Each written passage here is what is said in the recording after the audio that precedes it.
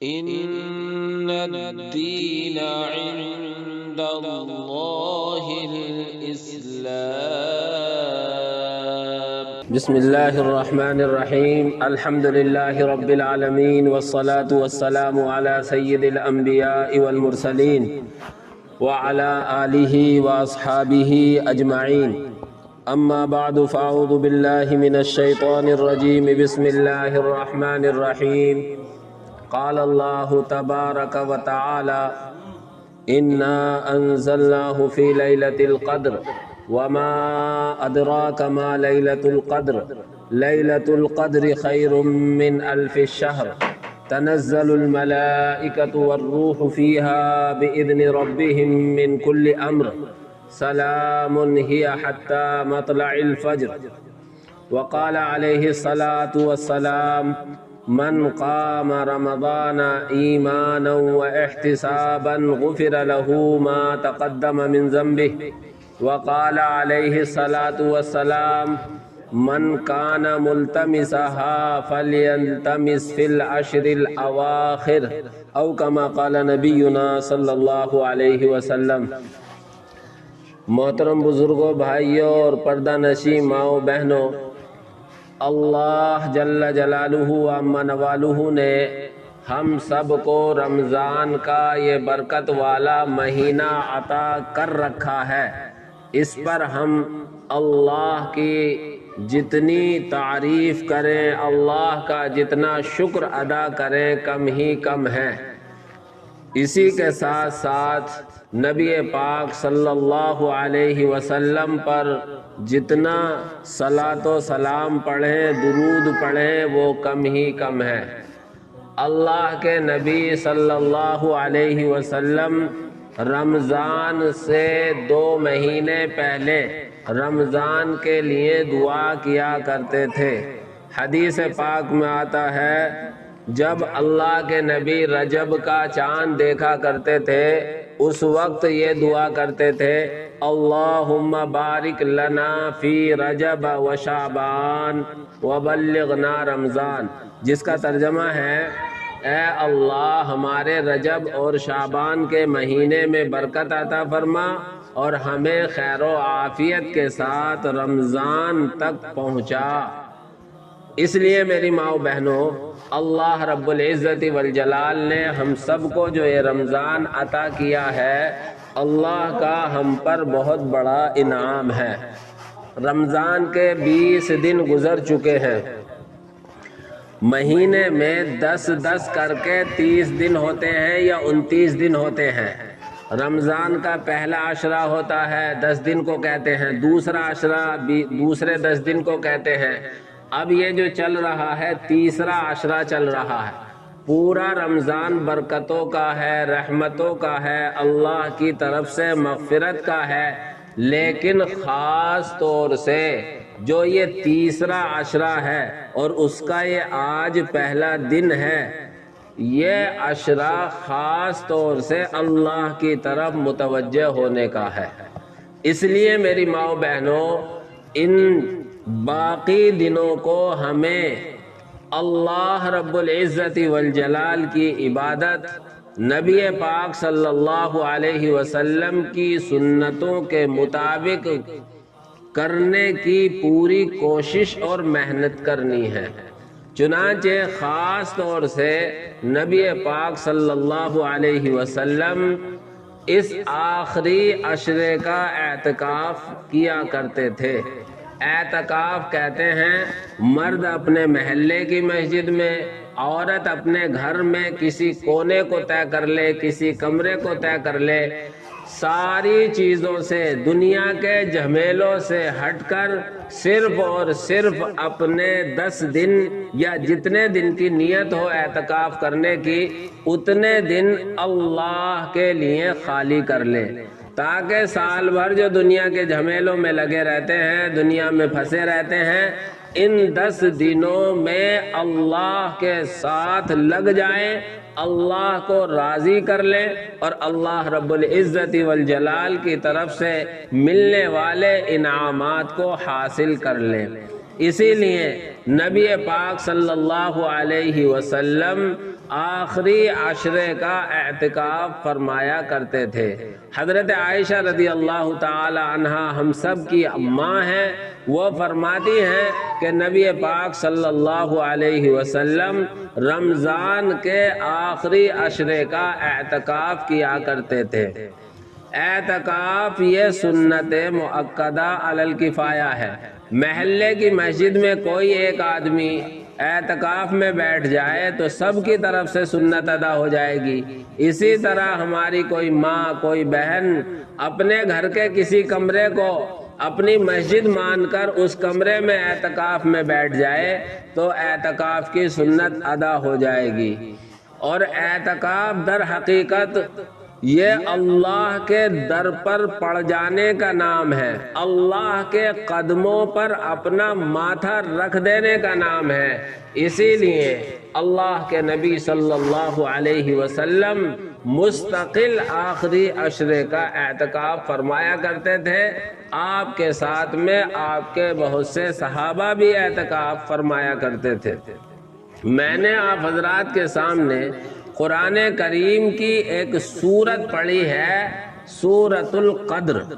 سورہ قدر یہ 30ویں پارے کی سورت ہے۔ 30ویں پارے میں اللہ رب العزت والجلال نے یہ ارشاد فرمایا، انا انزلناہ فی لیلۃ القدر، بے شک ہم نے قرآن کریم کو شب قدر میں، لیلۃ القدر میں نازل فرمایا ہے۔ وما ادراک ما لیلۃ القدر، آپ کو کیا معلوم کہ شب قدر کیسی عظمت والی برکت والی رات ہے؟ فرمایا آگے، لیلۃ القدر خیر من الف شہر، شب قدر 1000 مہینوں سے بہتر ہے۔ تنزل الملائکۃ فیہا، تنزل الملائکۃ والروح فیہا، اس رات میں فرشتے بھی اترتے ہیں اور حضرت جبریل علیہ السلام بھی اترتے ہیں۔ کیا کرنے؟ بِإِذْنِ رَبِّهِم مِّن كُلِّ أَمْرٍ، اپنے رب کے حکم سے ہر طرح کے فیصلے لے کر۔ سلام ہی حتی مطلع الفجر، یہ رات مغرب سے لے کر صبح صادق کے طلوع ہونے تک سلامتی والی ہوتی ہے۔ اس رات میں سلامتی ہی سلامتی ہوتی ہے۔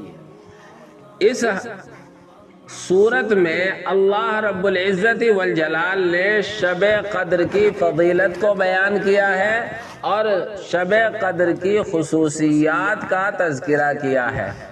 شب قدر، شب کے معنی میری ماں و بہنوں رات آتی ہے، اور قدر کے معنی آتے ہیں عظمت۔ علماء کرام نے قدر کے 3 معنی لکھے ہیں۔ ایک تو قدر کے معنی عظمت کے ہیں، جیسے کہتے ہیں فلاں نے اپنے ماں باپ کی قدر نہیں کی، یعنی اس نے اپنے ماں باپ کا ادب احترام، ان کی عظمت نہیں کی۔ اور دوسرے معنی قدر کے آتے ہیں تقدیر کے۔ تقدیر کے معنی آتے ہیں فیصلہ کرنا، طے کرنا۔ اور تیسرے معنی آتے ہیں قدر کے کم کرنا۔ میں آپ حضرات کے سامنے شب قدر ہی کے بارے میں گفتگو کروں گا، کیونکہ یہ آخری عشرہ وہ ہے جس میں شب قدر کے ہونے کے زیادہ امکانات ہوتے ہیں۔ اس لیے آپ پہلے شب قدر کو سمجھیں۔ شب قدر اللہ رب العزت کی طرف سے ہم سب کے لیے ایک بڑا انعام ہے۔ اس کی فضیلت قرآن نے یہ بیان کی ہے کہ اگر کوئی اس رات میں عبادت کر لے تو 1000 مہینوں سے زیادہ عبادت کرنے کا ثواب ہوگا۔ ایک طرف ایک رات کی عبادت اور ایک طرف 1000 مہینوں کی عبادت۔ آپ اندازہ لگائیں کہ 1000 مہینوں کی عبادت کے مقابلے میں اللہ رب العزت والجلال اس رات کی عبادت کو بڑھا ہوا بتلا رہا ہے، تو کتنا آسان، کتنا سستا سودا ہے میرے اور آپ کے لیے کہ ایک رات میں عبادت کر لیں اور 1000 مہینوں سے بہتر بدلہ اور صلہ عبادت کا ہم سب کو مل جائے۔ یہی وجہ ہے نبی پاک صلی اللہ علیہ وسلم اس رات میں اس عشرے میں اعتکاف کیا کرتے تھے تاکہ شب قدر حاصل ہو جائے۔ اللہ کے نبی صلی اللہ علیہ وسلم حدیث میں آتا ہے شب قدر اللہ کے نبی کو بتائی گئی۔ آپ گھر سے نکلے اور لوگوں کو یہ بتانے کے لیے نکلے کہ شب قدر فلاں رات میں ہوتی ہے، لیکن راستے میں 2 آدمیوں میں جھگڑا ہو رہا تھا۔ آپ علیہ السلام ان کے فیصلے میں، ان کے صلح میں لگ گئے۔ ادھر نبی پاک صلی اللہ علیہ وسلم کے ذہن سے شب قدر کو بھلا دیا گیا۔ آپ علیہ السلام نے حدیث میں فرمایا، اللہ کے نبی نے، کہ میں تمہیں شب قدر کی خبر دینے کے لیے نکلا تھا، لیکن فلاں 2 آدمی لڑ رہے تھے، میں ان کے فیصلے میں اور ان کی صلح میں لگا تو میرے ذہن سے شب قدر کو بھلا دیا گیا۔ لہذا تم شب قدر کو آخری عشرے کی طاق راتوں میں تلاش کرو۔ وہ طاق راتیں کون سی کہلاتی ہیں؟ ایک رات تو وہ ہے جو ابھی گزری ہے آج ہی، یعنی 21ویں رات، پھر آتی ہے 23ویں رات، پھر آتی ہے 25ویں رات، پھر آتی ہے 27ویں رات، پھر آتی ہے 29ویں رات۔ اس طریقے سے یہ طاق راتیں کہلاتی ہیں۔ طاق کا مطلب ہوتا ہے بے جوڑ، جیسے 21 بے جوڑ ہے، 23 بے جوڑ ہے، 25 بے جوڑ ہے، 27 بے جوڑ ہے اور 29 بے جوڑ ہے، اس لیے انہیں طاق راتیں بولتے ہیں۔ ایک حدیث میں اللہ کے نبی صلی اللہ علیہ وسلم نے ارشاد فرمایا، من کانا ملتمسہا، جو شب قدر کو تلاش کرنا چاہے، فَلْيَلْتَمِسْهَا فِي الْعَشْرِ الْأَوَاخِرِ، تو اسے چاہیے کہ وہ رمضان کے آخری عشرے میں تلاش کرے۔ ایک حدیث میں ارشاد فرمایا، تحروا لیلۃ القدر، شب قدر کی تلاش کرو، اس کو ڈھونڈو۔ اور پھر فرمایا کہ وہ طاق راتوں میں ہوتی ہے۔ بعض روایتوں میں آپ نے فرمایا کہ وہ 7 راتوں میں ہوتی ہے۔ اس طریقے سے یہ طے ہو گیا کہ رمضان کے آخری عشرے کی راتوں میں ہوتی ہے۔ اور ایک روایت میں آپ علیہ السلام نے یہاں تک فرمایا کہ 27ویں شب کو شب قدر ہوتی ہے، یعنی 27ویں رات کو ہوتی ہے۔ اس لیے میری ماؤں بہنوں، ہم 10 دن اگر اللہ کی عبادت کر لیں، پوری رات نہ کریں، رات کو عشاء پڑھ لیں، عشاء کے بعد تراویح پڑھ لیں، تراویح کے بعد حسب توفیق جس کی جتنی ہمت ہو، جتنا جس کا حوصلہ ہو، اتنے نفل پڑھ لیں، قرآن کی تلاوت کر لیں، اللہ سے اپنے گناہوں کی معافی مانگ لے تو کر لینا چاہیے۔ 10 دن بھی اگر ہم نے یہ کر لیا اور انہی 10 دن کی راتوں میں سے کسی رات میں ہمیں شب قدر حاصل ہو گئی تو میری ماؤں بہنوں، یہ بہت سستا سودا ہے۔ اللہ فرما رہا ہے کہ یہ 1000 مہینوں سے بہتر ہوگا، 1000 مہینوں سے بہتر ہوگا۔ کتنا بہتر ہوگا اس کو بھی اللہ ہی بہتر جانتا ہے۔ جیسے اللہ رب العزت والجلال بہت بڑا ہے، اللہ کے خزانے بڑے ہیں، اسی طرح اللہ کا بہتر بھی بہت بہتر ہوگا۔ تو 1000 مہینوں سے بہتر عبادت کا بدلہ اور ثواب ہم سب کو ان دنوں میں اور یہ آنے والی راتیں ہیں ان میں حاصل ہو جائے گا۔ اس صورت میں اللہ رب العزت والجلال نے شب قدر کی 5 خصوصیتیں ذکر فرمائیں۔ پہلی خصوصیت یہ ہے کہ اس رات میں قرآن اترا ہے۔ انا انزلناہ فی لیلۃ القدر، اللہ فرما رہا ہے کہ ہم نے اس رات میں قرآن کو اتارا ہے۔ شب قدر میں اللہ نے قرآن کو اتارا ہے۔ آپ نے سنا ہوگا قرآن کریم تو 23 سال میں اترا ہے، پھر اس رات میں کیسے اتارا، یہ ذہن میں اشکال ہو سکتا ہے، اعتراض ہو سکتا ہے، تو اس کو آپ سمجھیں قرآن 2 مرتبہ اترا ہے، قرآن 2 مرتبہ اترا ہے، ایک مرتبہ عرش سے لوح محفوظ سے آسمان دنیا پر اترا ہے، یہ شب قدر میں اترا ہے جس کا میں یہاں تذکرہ کر رہا ہوں، اور دوسری مرتبہ آسمان دنیا سے ہمارے آپ کے پیارے پیغمبر حضرت محمد الرسول اللہ صلی اللہ علیہ وسلم پر اترا ہے، وہ 23 سال میں اترا ہے۔ اس لیے دونوں چیزوں کو سمجھنا چاہیے، ایک آسمان پر اترا ہے عرش سے لوح محفوظ سے، اور دوسرا اترا ہے آسمان سے نبی پاک صلی اللہ علیہ وسلم پر۔ یہاں جو قرآن کریم کا اترنا ذکر کیا جا رہا ہے وہ لوح محفوظ سے آسمان دنیا پر اترنے کا ذکر ہے۔ تو پہلی خصوصیت تو یہ ہے کہ اللہ رب العزت والجلال نے اس رات میں قرآن کریم کو اتارا ہے، اور آپ جانتی ہیں کہ قرآن کریم کیسی عظمت والی کتاب ہے، کیسی برکت والی کتاب ہے۔ قرآن کریم کے ساتھ جو جڑ جائے گا، قرآن کریم کے ساتھ جس کا تعلق ہو جائے گا، اس کا بھی اسی طرح ادب و احترام کیا جائے گا جیسے قرآن کریم کا کیا جاتا ہے۔ میں آپ کو مثال دیتا ہوں، قرآن کریم کے ساتھ رحل جڑ جاتی ہے، رحل کو جس طرح قرآن کریم کو سینے سے لگایا جاتا ہے، رحل کو بھی سینے سے لگایا جاتا ہے۔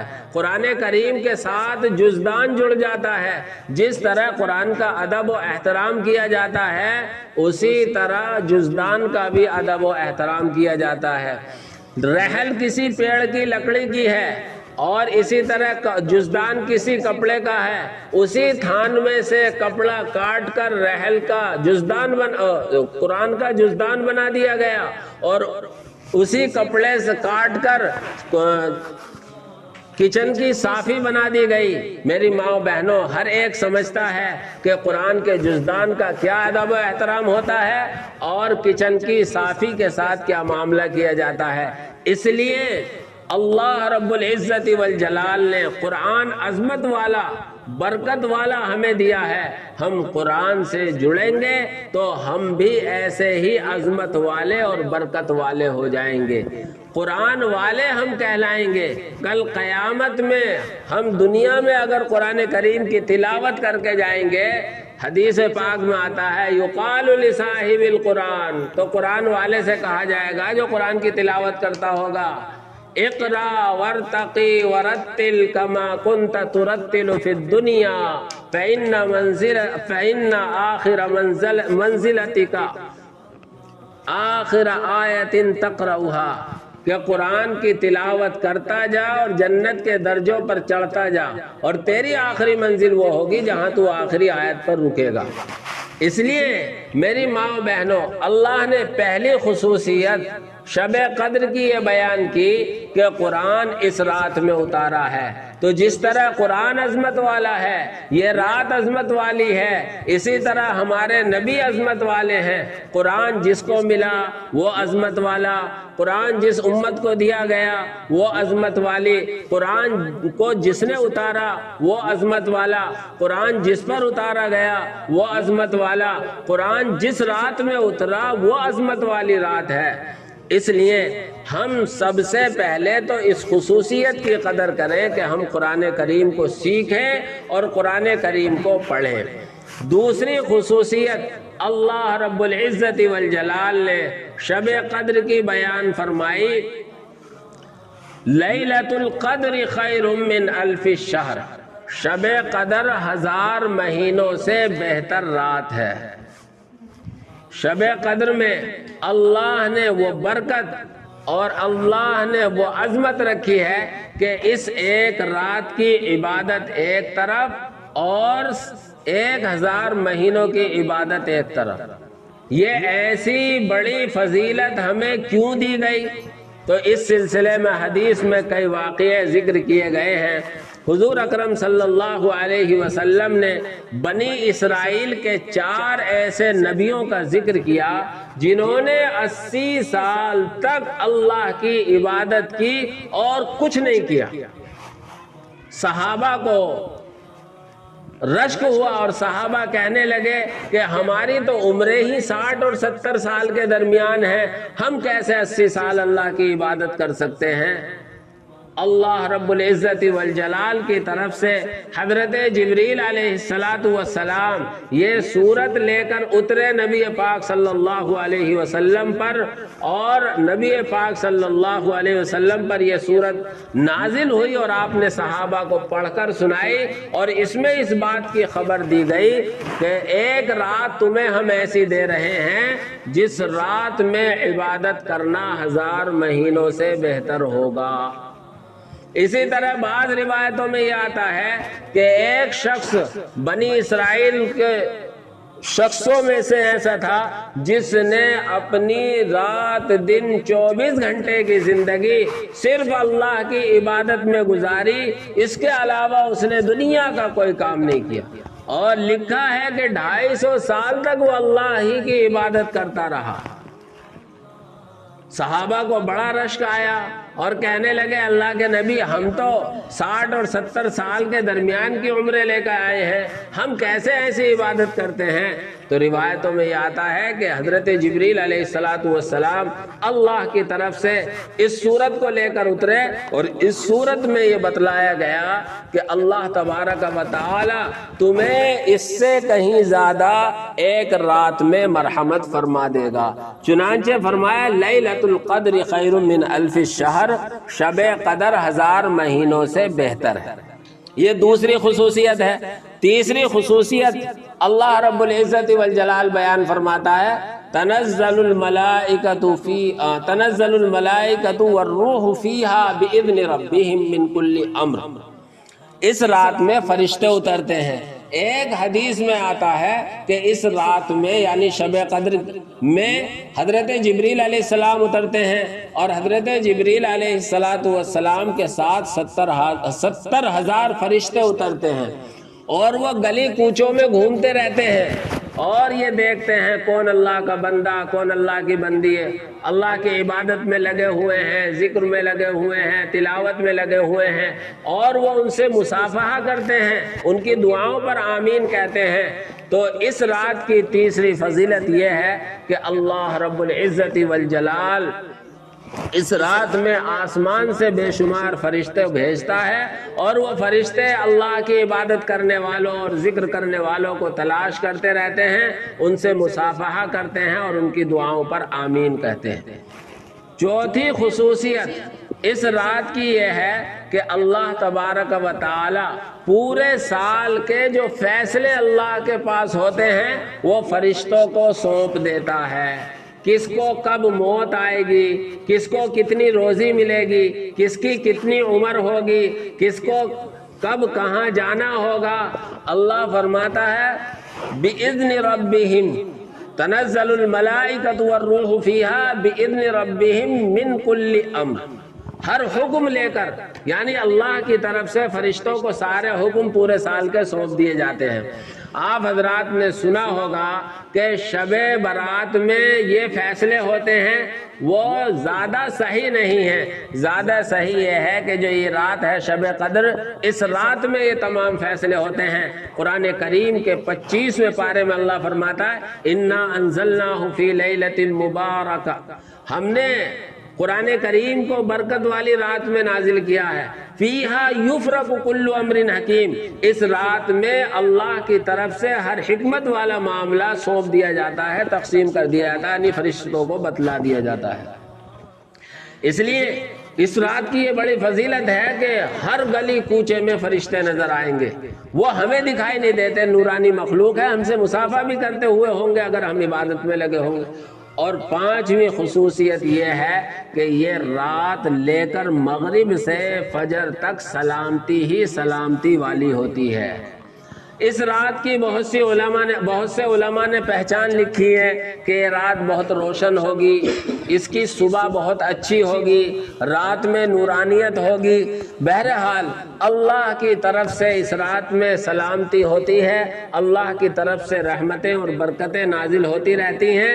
اس لیے شب قدر کی ہمیں قدردانی کی کوشش کرنی چاہیے۔ میں نے شروع میں بتایا تھا کہ شب قدر کو شب قدر اس لیے بھی کہتے ہیں کہ یہ عظمت والی رات ہے۔ شب قدر کو قدر کے معنی تقدیر کے ہیں، تو اس کی وجہ یہ ہے اللہ اس رات میں فیصلے فرشتوں کو سونپ دیتا ہے، اور شب قدر کو قدر کے ایک معنی کم کرنے کے بھی ہیں، تو اس رات میں اللہ کی طرف سے اتنے فرشتے اترتے ہیں کہ راستوں میں جگہ کم ہو جاتی ہے۔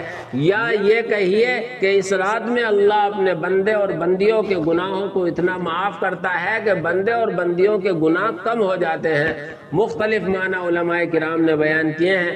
بہرحال میری ماؤں بہنوں، میں نے آپ حضرات کے سامنے اس عظمت والی رات کا قرآن کریم کے سورت کے ذریعے تذکرہ کیا ہے، جس کا خلاصہ یہ ہے کہ اس رات کی 5 خصوصیتیں اللہ نے بیان فرمائی۔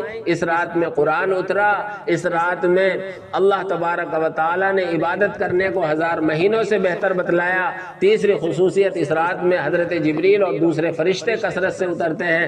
چوتھی خصوصیت، اس رات میں ہمارے تمام فیصلے فرشتوں کے سپرد کر دیتا ہے اللہ تعالیٰ۔ اور 5ویں خصوصیت یہ ہے کہ اللہ کی طرف سے سلامتی اور برکت والی رات ہوتی ہے، مغرب سے لے کر فجر تک۔ اللہ رب العزت والجلال ہم سب کو اس مہینے کی ان آخری راتوں کی قدردانی کی توفیق عطا فرمائے۔ اللہ کے نبی نے حدیث میں بیان فرمایا کہ جو اس رات میں عبادت کرے، ایک تو اللہ کی ذات پر ایمان رکھتے ہوئے اور دوسرے اللہ سے ثواب کی امید رکھتے ہوئے، فرمایا غفر لہ ما تقدم من ذنبی، اس کے تمام پچھلے گناہ معاف کر دے گا اللہ، معاف کر دیے جائیں گے۔ یہاں گناہ سے چھوٹے گناہ مراد ہیں، لیکن میری ماں بہنوں جب ہم توبہ کریں گے اور بڑے گناہوں سے بھی اللہ سے معافی مانگیں گے تو انشاءاللہ اللہ رب العزت والجلال کی طرف سے اس وقت میں معافی کے دروازے اور دہانے کھلے ہوئے ہیں۔ اللہ ہمارے چھوٹے بڑے تمام گناہوں کو معاف کر دے گا۔